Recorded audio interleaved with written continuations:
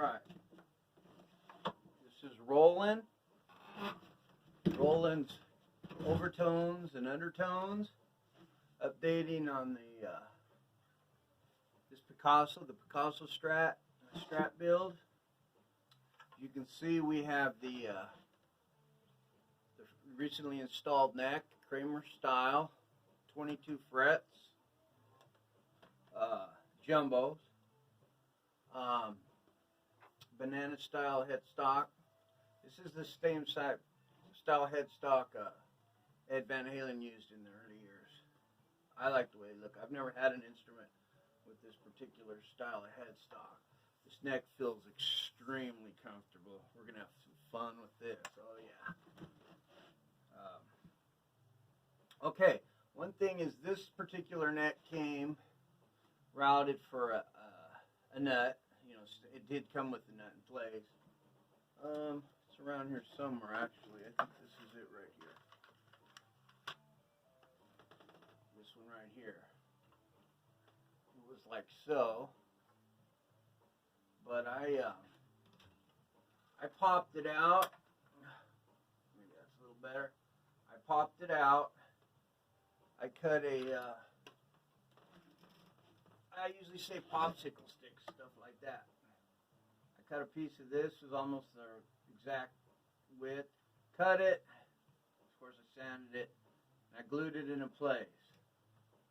Then I built a really cool Telecaster bass years ago. It's around here somewhere. Monster bass, actually, from some 500-year-old mahogany that was given to me.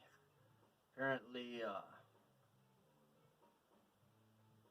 it had been used in the construction of a boat that sank subsequently and is in the Mariana Trench.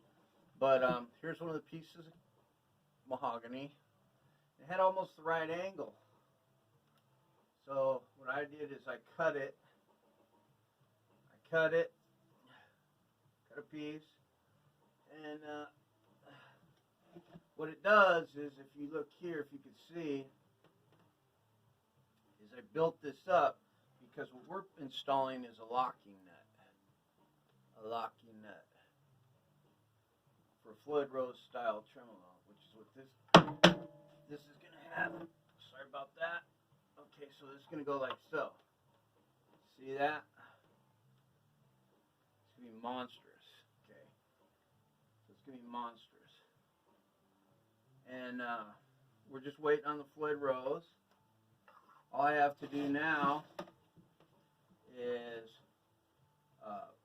file this edge right here. This one's nice and flush.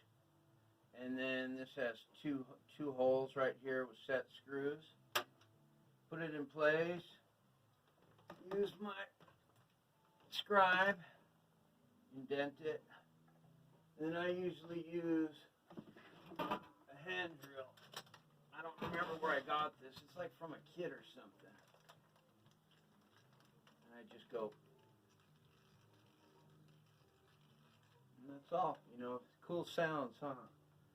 You know. Primarily, I play these things. Okay, I've just been staying busy because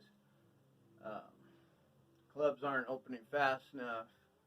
Hopefully, Mana Pariah, Mike Sato, Dave Petzold, myself will be back in action soon. Sooner the better. I really miss it. But in the meantime, I do play. I keep playing, staying busy, and I'm building this guitar. You know.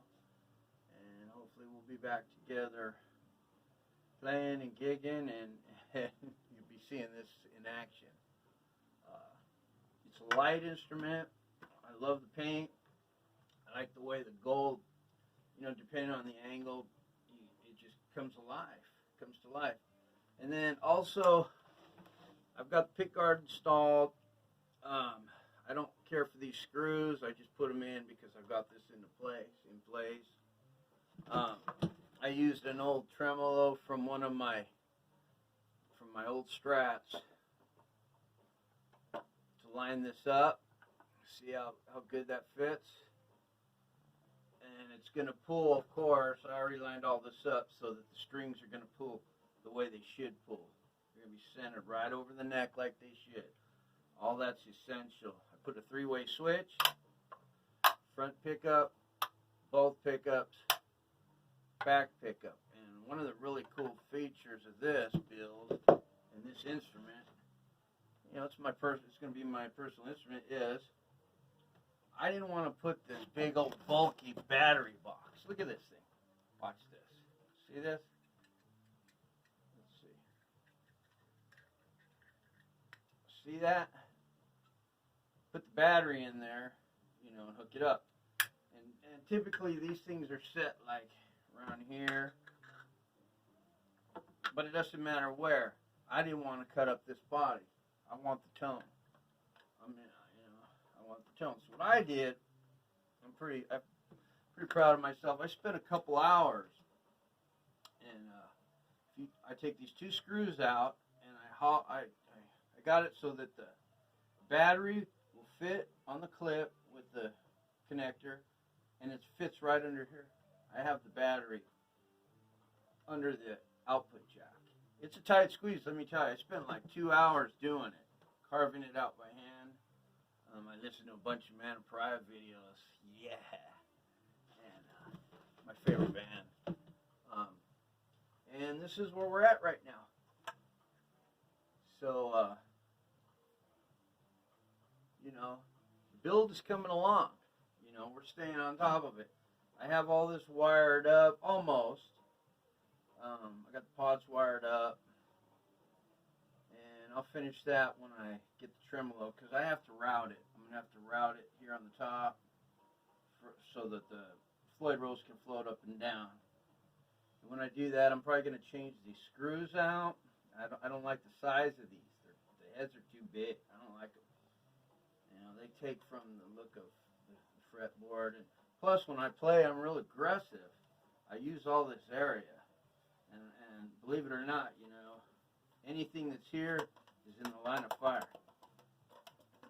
You know, so screws sticking up, even though I set these down as low as I could, it's not going to work. I'm going to use some small screws with smaller heads, probably brass, and I'm actually going to chamfer the edges of each of these holes so that the screw will fit